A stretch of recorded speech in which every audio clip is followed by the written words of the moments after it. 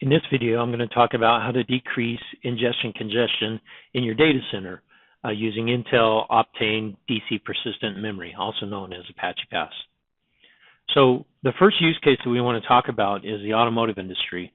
And what we're seeing a major shift in the automotive industry today. And you can kind of break it into four quadrants of what we're seeing. We're seeing driver-based, shared and owned cars with the emergence of Uber and Lyft and shared transportation as a service type things, and driverless, the autonomous vehicles, which is really hot right now, and a lot of money has been dumped into that. The automotive companies themselves are revamping their infrastructure, their IT infrastructure, to handle all these major changes that are going on. So we had an opportunity to help them and come up with architectures that are meaningful for now and for the future. So one thing that we've worked on is something called the Intelligent Connected Vehicle. The Intelligent Connected Vehicle is really kind of the glue that glues all the other data centers that exist in an enterprise, automotive enterprise today. For example, HPC clusters to do vehicle design and task and simulation, crash simulation, things like that. Your digital smart factories that are coming online, your cloud, your customer relationship management and dealer management have their own tools, and then your advanced development for autonomous vehicles and things like that. What's key to making all this really work well together is getting information out of the cars and into the data center. And this architecture, this intelligent connected vehicle, handles both the autonomous vehicles that are out there generating lots of data and the driver-based vehicles that are out there today. So if I look at all the different things that an intelligent connected vehicle can bring to the data center, it's the connectivity between all these different disparate sources that are out there already in their infrastructure and connecting it to the car. And the automotive industry is finding really interesting things to do with this data.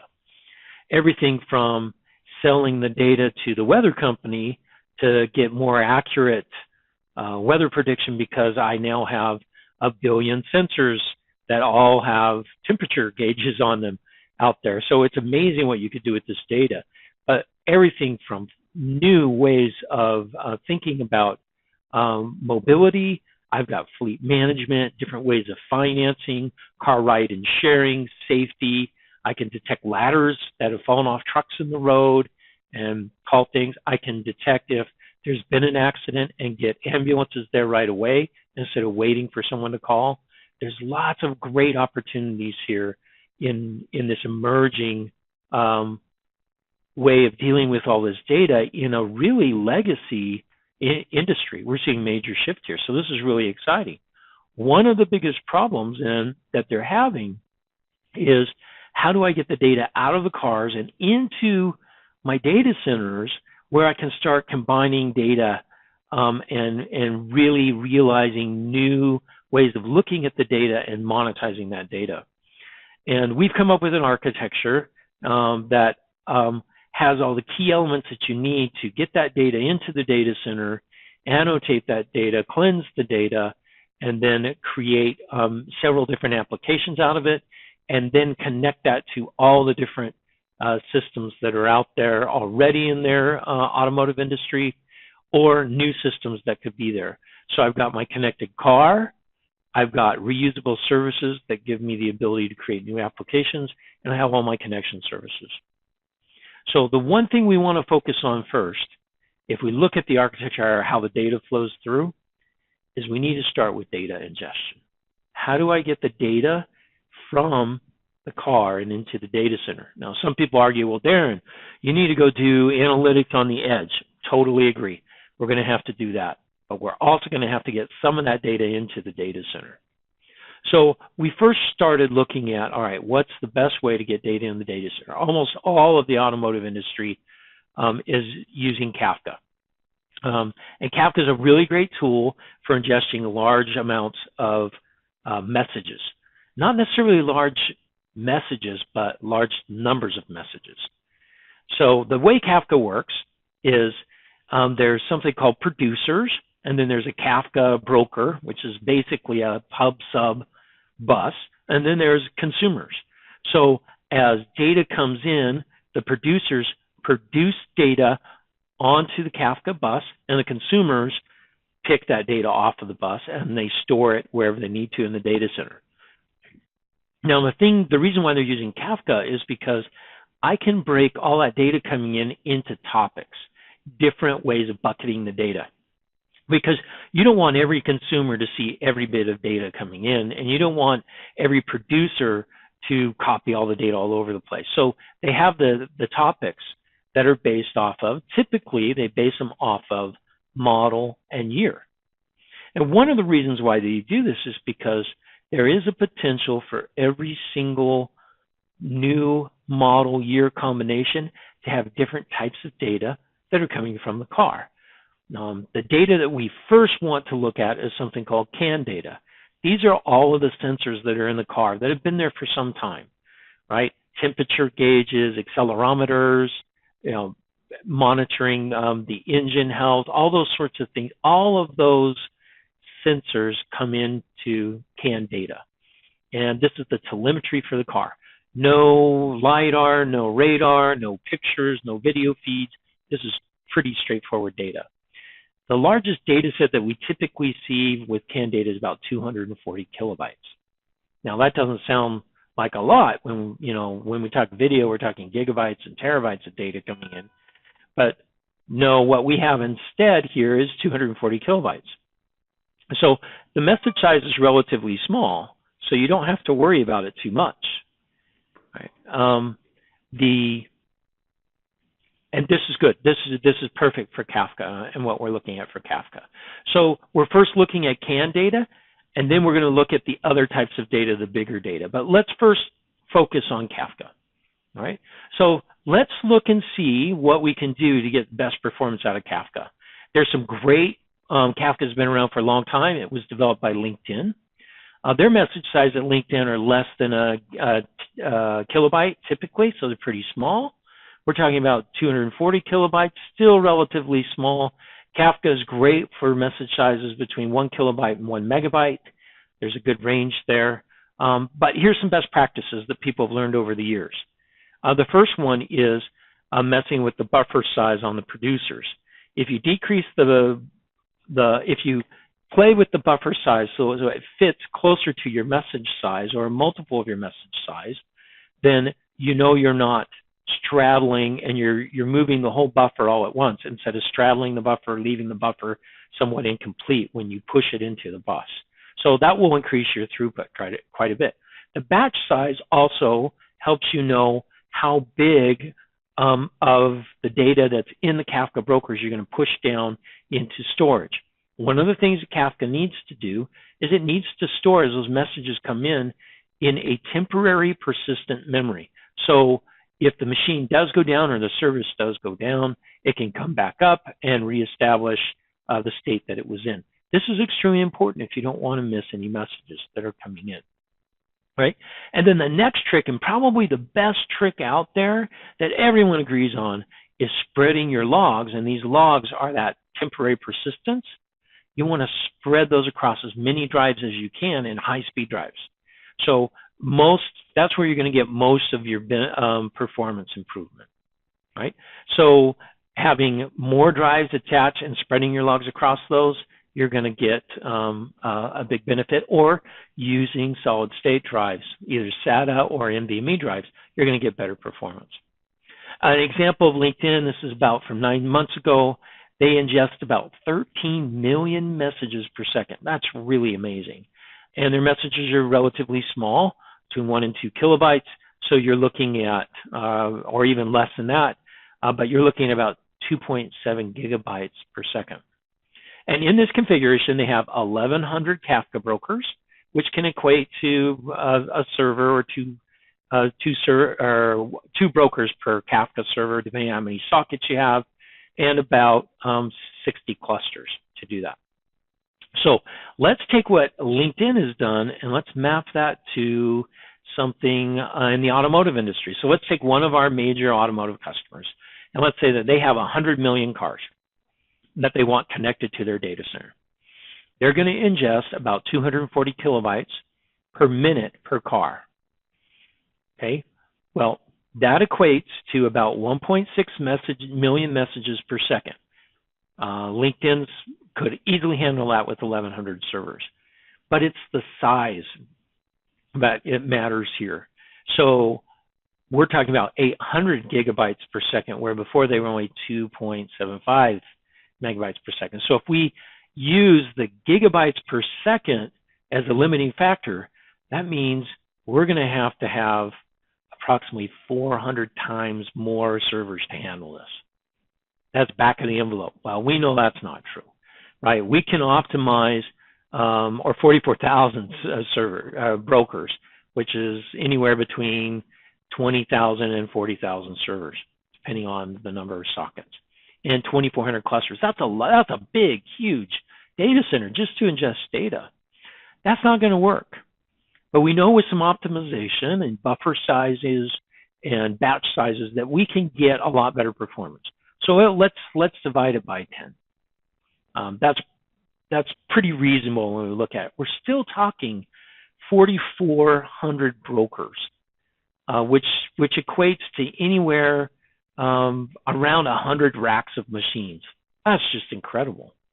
So this is not, that's just to ingest the data. That has nothing to do with running analytics or deep learning or AI or anything on that data to get real value. So we've got to do something. This is something we've been working with the automakers and fine-tuning things a little bit better.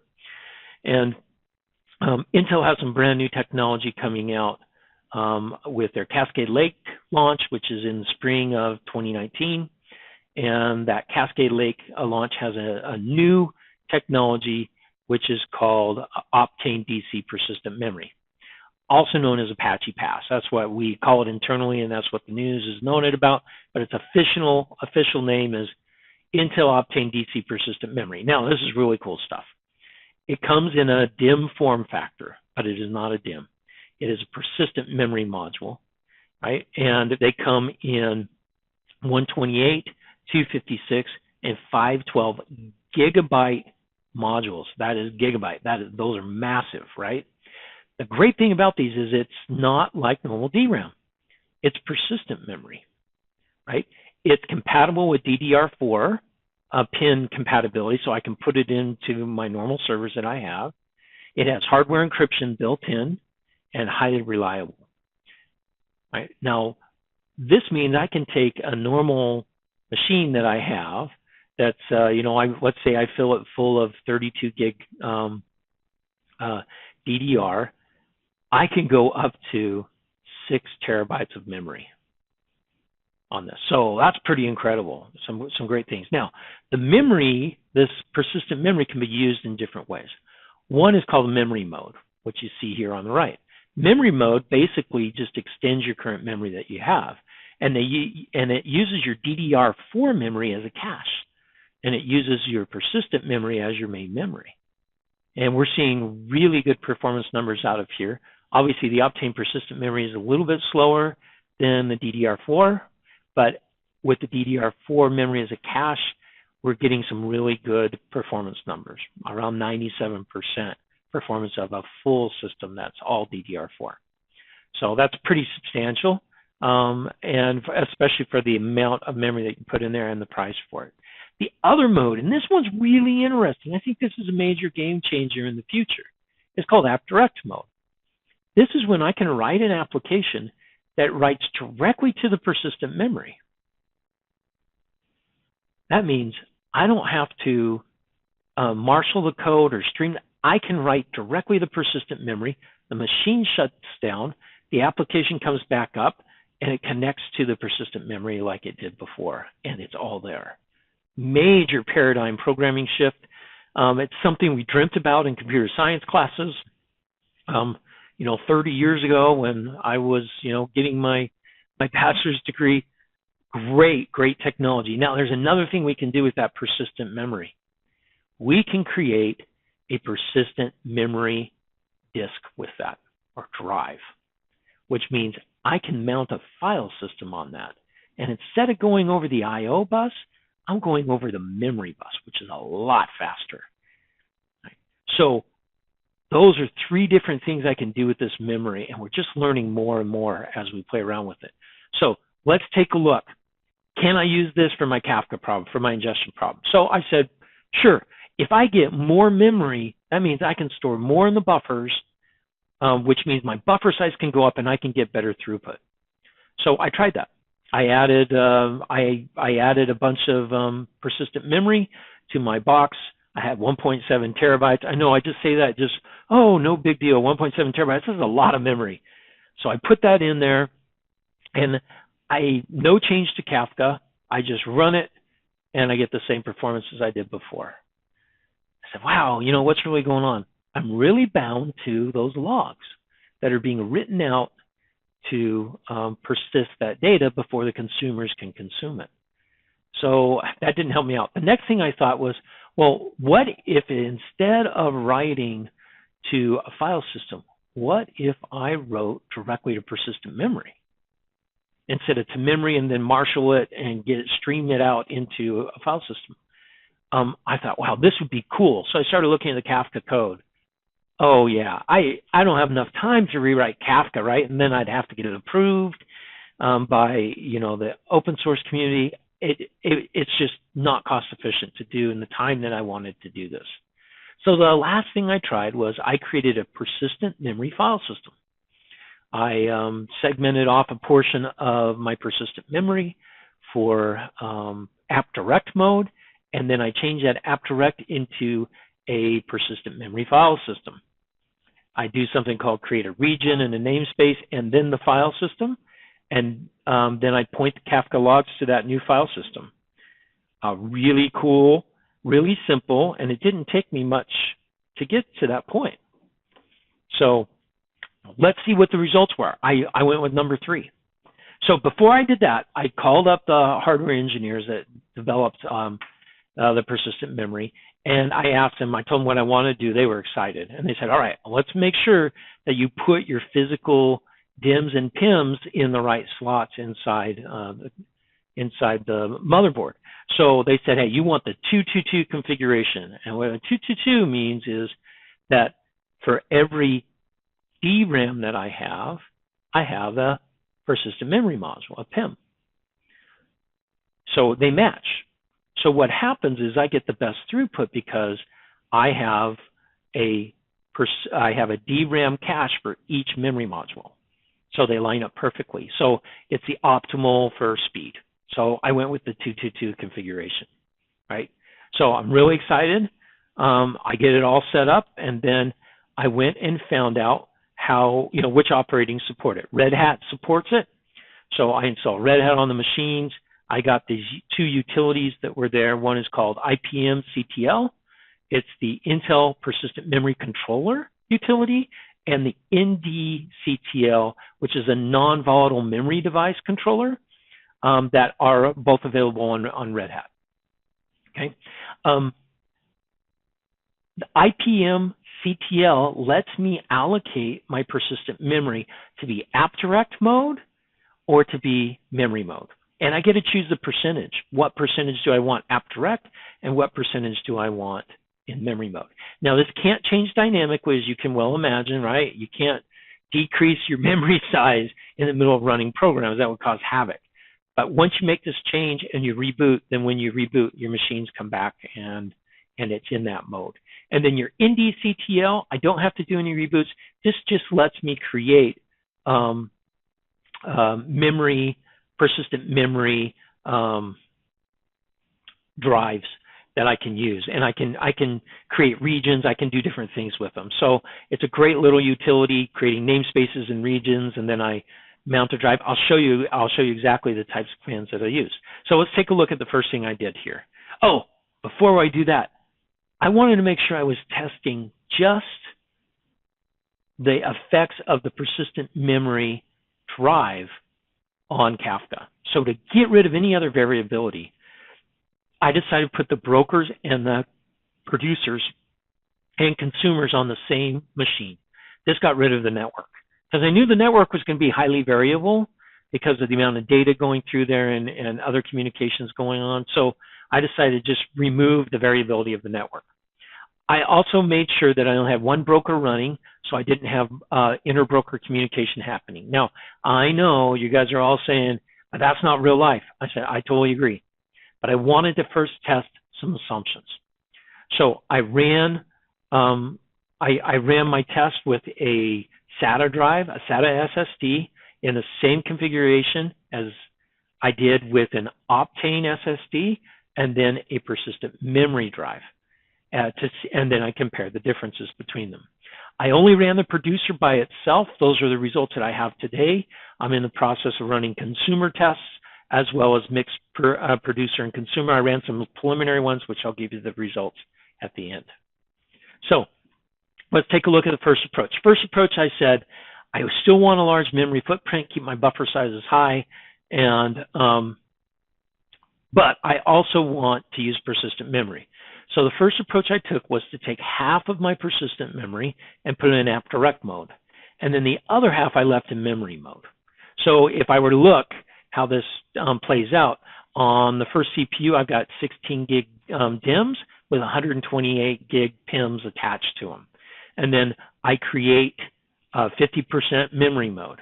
And what it does is it stripes it across all the persistent memory modules, and it created two regions for me.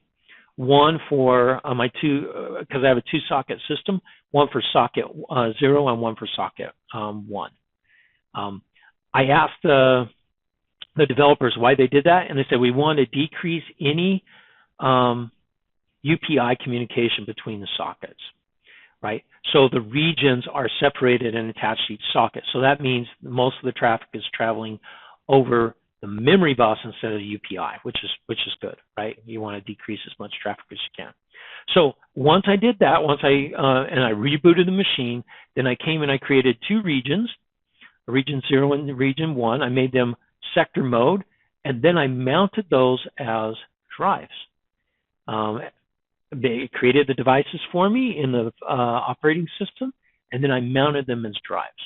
And then I pointed my Kafka servers directly to one of those drives. I decided I'll just try one. I won't do both at first. So I did one. And I ran several different sizes, message sizes, to make sure I got some consistency. Now, I can't give you the numbers until the product comes out in the spring, and then we can give you the numbers that we have.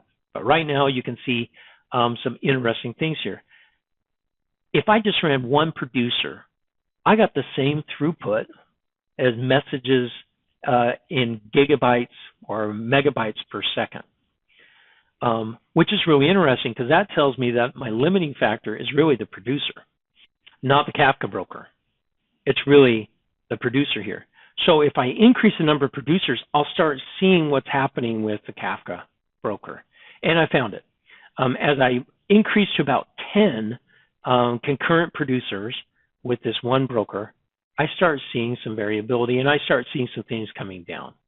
And so this gives me my peak, which is really good. Now I know, and if you can see there, the 1K message size, I have not optimized the message and the buffer and the batch to a specific size. I just went with standard. As you can see, it's mostly tuned for small messages, 1K. Right? I decided to leave that alone. I just wanted to see what the difference was. So I went from 1K all the way up to 900K size messages, and they're all performing reasonably well. In fact, when I compare them to the SATA drives and the Optane NVMe drives and the pre-PMEM, I'm getting around 5x performance improvement. Now, this is without any changes to code. Just mounting the file system and pointing the Kafka logs to that one file system. That's pretty incredible, right? So we got some really good benefits here. And again, I can see that it kind of tops off at 10 producers. So my maximum throughput that I'm getting is around 10 producers. And these rates that you're seeing here is not an average. These are specifically the 240 kilobyte message size.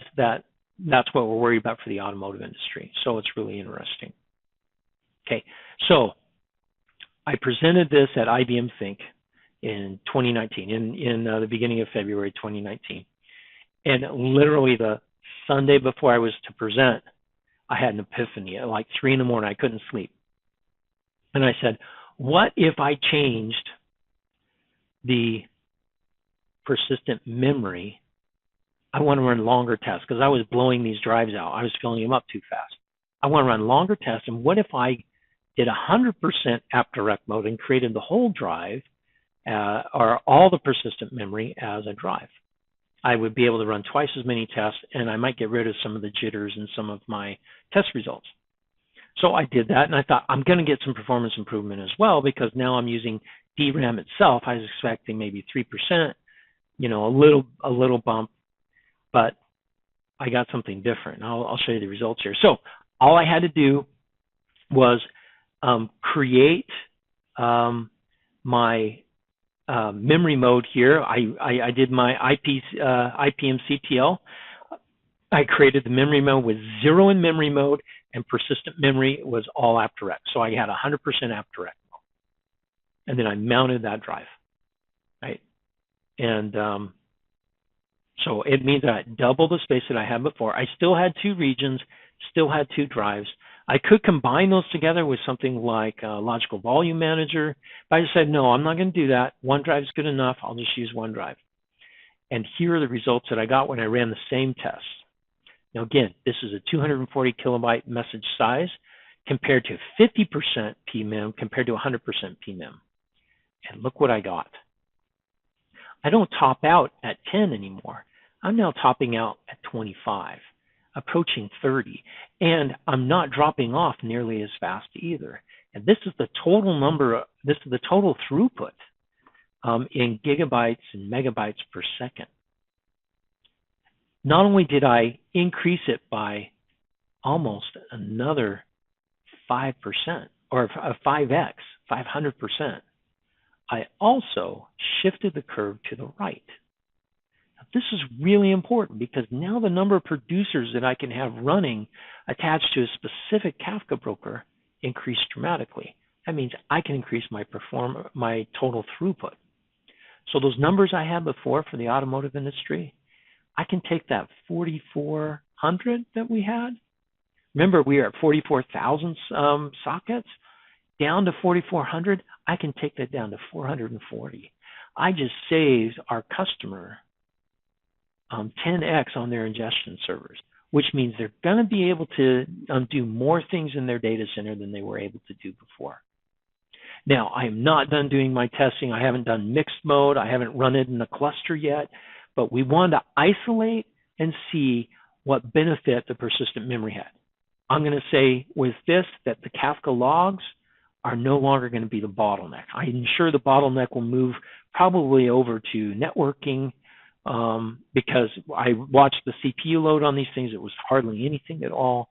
So we'll see what other changes we have as we run more tests. Now, another thing that came up.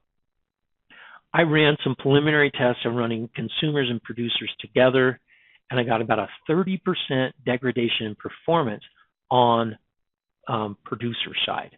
And that's about what I would expect. I have a lot more contention on the file system because I'm reading and writing at the same time. But still, those numbers are quite incredible. And the numbers I'm getting out of the consumer preliminary, I haven't done exhaustive testing yet, are approximately the same as what I'm seeing in ingestion, about 10x that of a SATA drive. So pretty incredible numbers and very simple to use, very little configuration changes. And it will be available in spring of 2019 and in the early summer for most of the OEMs like Dell, HPE, Lenovo, Supermicro, etc. They're going to have this capability. If you ask for it, it may accelerate how they're going to validate it. So if you have any additional information, go ahead and send me an email, and I can get you any additional information that you'd like as we continue to do our testing.